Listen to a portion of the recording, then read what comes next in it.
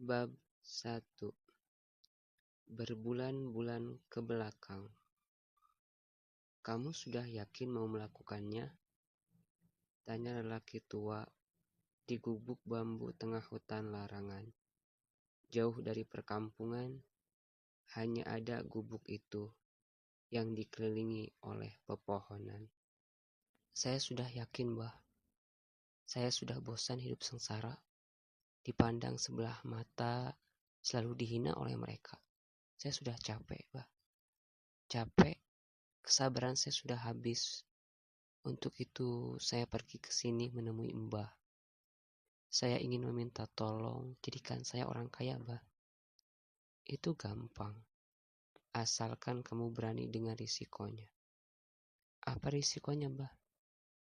Kamu harus mencari bayi yang masih di kandungan setiap bulan pada bulan purnama. Kalau kamu tidak melakukannya, kamu yang akan menjadi gantinya. Itu saja persyaratannya, Bah. Lelaki tua itu mengangguk. Saya siap untuk melakukannya. Apapun akan saya lakukan supaya bisa kaya, bergelimang harta. Sebuah kain berwarna putih yang sudah kotor oleh tanah diambil dari sebuah kotak oleh Mbah, lalu diserahkan ke lelaki di hadapannya. Itu adalah kain kafan yang diambil dari orang yang meninggal tidak lebih dari 7 hari. Apa? Kain kafan dari orang yang meninggal? Kasihan dong orang itu. Kedinginan karena tidak pakai baju. Apa ini kain kafan perempuan atau laki-laki? Terbersit pikiran seperti itu di otaknya. Sebelum kamu memakai kain ini, kamu harus menyediakan sesajian berupa darah ayam hitam, lalu meminumnya. Apa, Bah? Meminumnya? Lelaki tua itu mengangguk. Apa istriku juga harus menjaga lilin seperti babi ngepet? Mbah hanya menggeleng. Tidak perlu. Yang penting kamu tidak ketahuan oleh warga. Itu sudah cukup. Kalau aku ketahuan bagaimana? Jangan sampai kalau kamu tidak mau mati. Baik, Bah. Setelah obrolan mereka selesai, lelaki itu pergi dengan kain kafan di plastik hitam dalam tasnya. Berjalan tengah malam melewati hutan dengan penerangan hanya dari senter. Bulu kuduknya berdiri. Sebenarnya dia tidak takut kalau harus melihat hantu. Toh, sekarang dia sudah melakukan perjanjian dengan jin. Yang dia takutkan adalah hewan buas. Sebelum pertemuan dengan Mbah. Kamu itu sudah telat membayar hutang, Abbas. Sudah 2 bulan. Kapan akan membayarnya, Tanya penagih hutang dengan nada galak. Setelah menggendor pintu berkali-kali. Kemudian dibuka oleh Abbas. Apa kamu mau membayarnya dengan kedua matamu? Tambah temannya. Ampun, saya belum bisa membayarnya sekarang. Saya butuh waktu lagi. Lelaki bernama Abbas itu menunduk. Waktu dan waktu. Itu saja yang kamu katakan dari dulu. Lelaki berbadan besar bukan berarti gendut melainkan berotot menarik kerah baju Abbas. Ingat, kalau bulan depan utang dan bunganya tidak kau bayar, aku akan mencongkel matamu. Saya janji akan melunasi semuanya, kata Abbas. 1 bulan lagi aku akan ke sini. Kalau uangnya tidak ada, jangankan matamu yang akan aku ambil, melainkan anakmu yang cantik itu akan kubawa.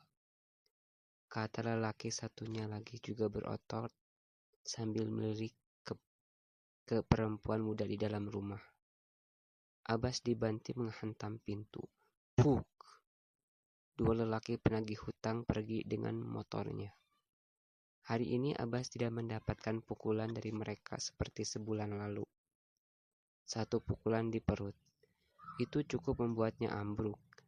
Di belakangnya, anak perempuan kelas 3 sekolah menengah atas tidak bisa berbuat apa-apa, selain diam dengan ibunya. Abbas tersenyum melihat mereka berdua. Mereka adalah permata yang dimilikinya. Kamu fokus saja sekolah ya. Anaknya hanya mengangguk meskipun sebenarnya sangat sedih. Utang Abbas sebenarnya 5 juta. Akan tetapi karena ada bunganya, maka menjadi 6 juta. 1 juta untuk bunganya. Sebenarnya dia tidak mau berurusan dengan rentenir. Akan tetapi itu harus dilakukan ketika anaknya sakit dan harus mendapatkan perawatan di rumah sakit. Abbas memiliki 2 anak.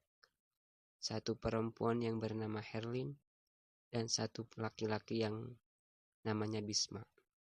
Anaknya yang pertama bekerja menjadi satpam kompleks yang tidak jauh dari rumahnya sekarang. Aku juga tidak punya uang, jangankan untuk meminjamkannya padamu. Aku juga banyak yang harus dibayar. Itu kata adiknya, Amir. Ketika Abbas mencoba untuk meminjam uang waktu itu sebelum memutuskan untuk ke rentenir. Zaman sekarang memang begitu. Kita yang tidak punya harta jangankan dihormati orang lain. Sama saudara sendiri juga dianggap orang asing. Kata istrinya Abbas. Si Amir, kemarin aku lihat dia beli emas dengan istrinya. Mana mungkin dia tidak punya uang. Dia cuma takut kalau bapak tidak cepat membayarnya. Abbas tidak menanggapi omongan istrinya. Dia memilih untuk keluar dari rumah. Mau kemana? Tanya istrinya ketika kaki suaminya di ambang pintu. Cari kerjaan. Bagus. Beras di dapur sudah habis. Abbas tahu itu.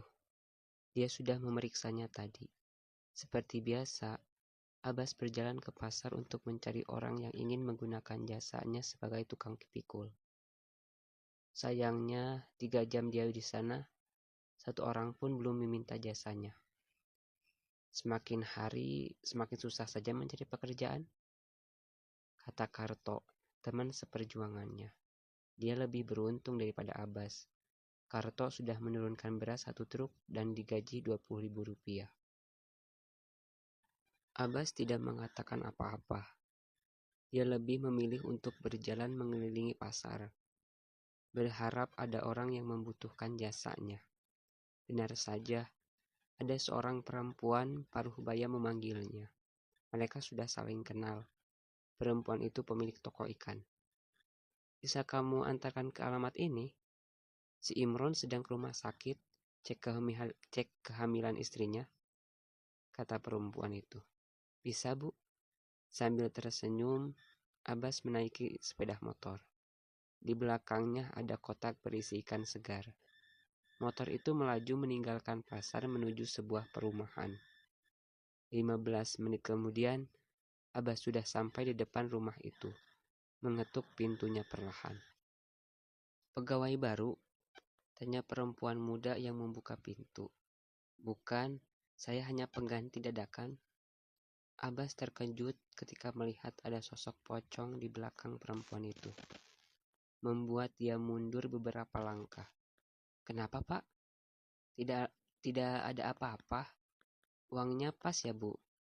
Abbas balik kanan bersiap untuk pergi. Akan tetapi, perempuan muda itu menghentikannya, berbalik. Bapak melihat pocong di belakang saya?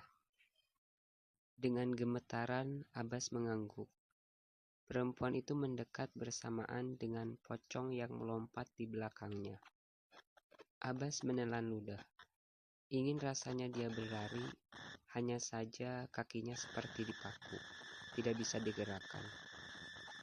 Benar Bapak bisa melihat pocong yang ada di belakang saya? Tanya perempuan itu lagi. Abbas mengangguk. Dia benar-benar melihatnya dengan jelas. Wajahnya putih pucat dengan kedua mata berwarna hitam, terbalut kain putih. Kain kapan dengan 5 ikatan. Itu kenapa dia ada di belakang ibu?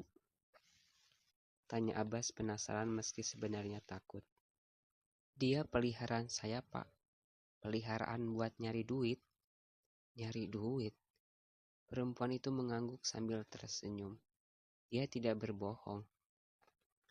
Bapak pernah dengar pocong ngepet? Abbas tentu belum pernah mendengarnya. Yang dia sering dengar adalah babi ngepet. Pocong ngepet baru kali ini dia dengar. Pikirannya seperti mendapat ide yang luar biasa. Dia tersenyum dalam hatinya. Mungkin cara ini yang bisa dia lakukan untuk cepat kaya. Tanpa berpikir panjang, Abbas menanyakan bagaimana caranya untuk memiliki pocong ngepet. Dengan senang hati, perempuan itu mengatakannya. Abbas diajak masuk dahulu ke dalam rumah. Berarti saya harus ke tempat itu? Betul, jawab perempuan yang sekarang sedang duduk di sofa. Tapi ada bayaran mahal untuk menembusnya. Apa itu? Bapak harus melakukan persembahan, seperti memberi makan peliharaan dengan janin bayi setiap bulan purnama sebulan sekali. Abbas menelan ludahnya. Kalau tidak diberi makan bagaimana? Dia akan menghabisi nyawa keluarga Bapak. Semuanya sesuai perjanjian. Lelaki itu jelas mengatakan tidak. Itu perbuatan jahat.